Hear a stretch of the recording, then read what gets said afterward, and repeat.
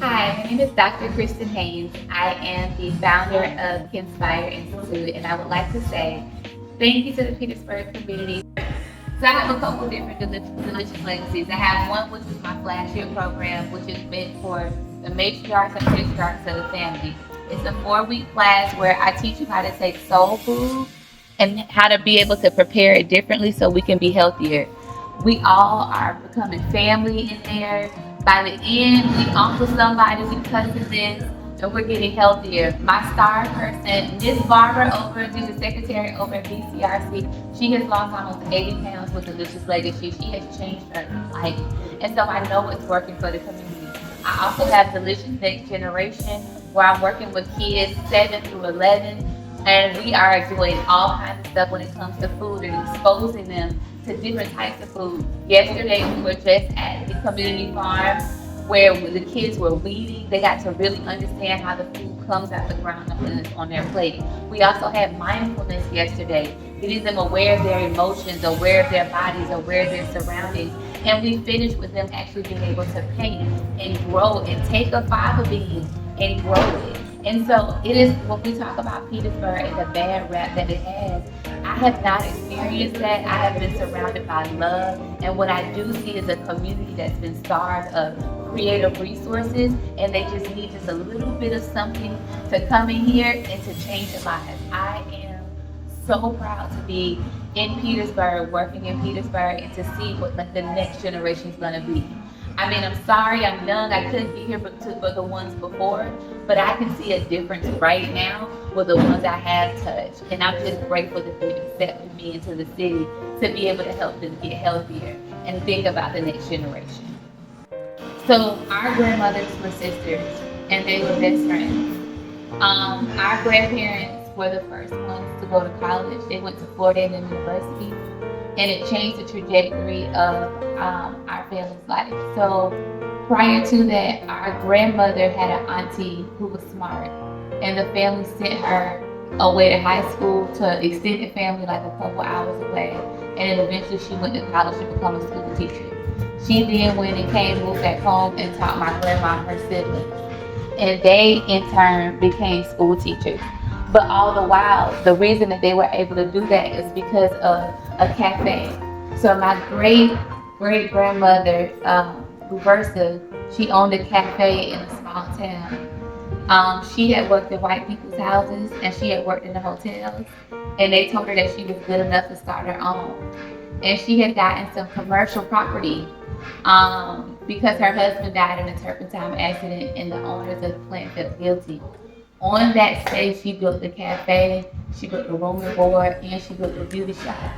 And so my grandmother, who's named after her grandmother, she was raised, to see entrepreneurship and cooking with food. We come from a long line of really good cooks. My grandmother was a school teacher herself, taught for over 40 years. All of his grandmother was a school teacher. All of them were school teachers minus one. So out of 5 kids, 4 were school teachers. And his grandma, my grandmother's best friend, she passed away. She was the first one in the family, and it really tore a rift in our family and apart. And now as adults, he and I, his siblings, we're all committed to getting back together, and we do that through food. All of us food. And so his daughter, he brought her to my event I had yesterday. So I'm just really getting to know her from living in Virginia because I've lived in Florida.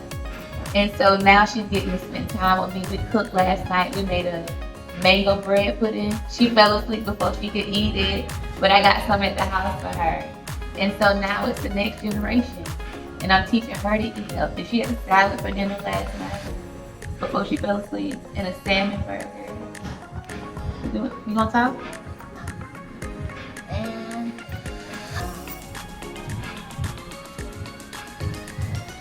What do you think about living in Petersburg? She's a new here. She's visiting. Oh, you're a visitor. Welcome. Welcome to Petersburg. You really like Petersburg? Okay. What do you like about it? What about the architecture, the old historic buildings? Have you had a chance to see the buildings, the parks? the quaint restaurants in Old Town and across the city, the different parts of the city. As you visit them, you see different types of architecture, um, different historical sites, and maybe you'll get a chance to experience that.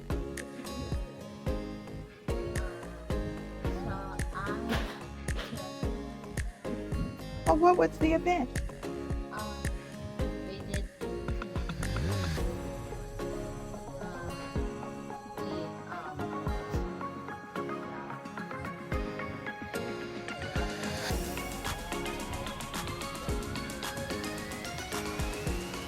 So tell the truth, can your auntie cook?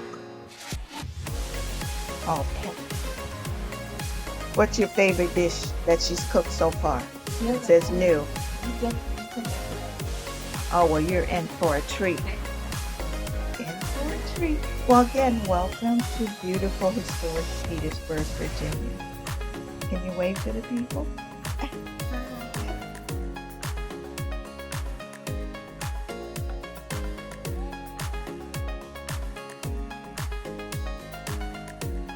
family. You're a family scientist? Yes, ma'am. I'm a family scientist. So my background is in social work. So I've worked with all types of families.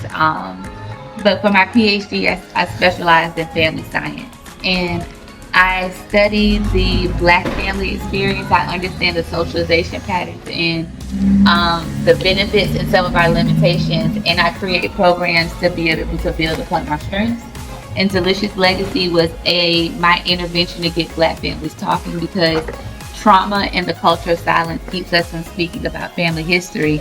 But even through my own research, I found that the kitchen was the happy medium for us to be able to talk about life and to have deeper conversations. And so I created this binder for families to be able to have those conversations.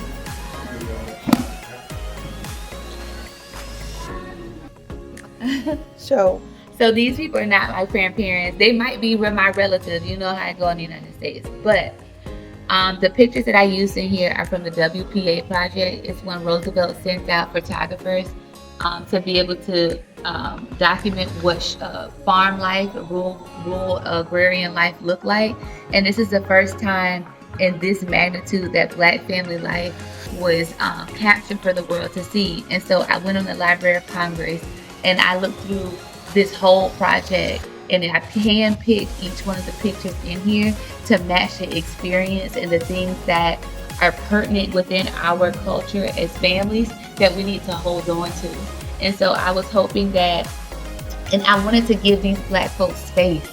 I was like, because these Black folks did not consent to be, photographed, but these are the purveyors of soul food. These are the people who, from farm to table, when you talk about what that means, these are the people who made a way out of no way. And so they needed space in our house to be able to show that experience. Yeah. Yeah. I have these little custom stickers. I really like them. wow. Are these for purchase? So I have the only place they're for sale is at the Library of Virginia. But if you come through my program, you're able to get one.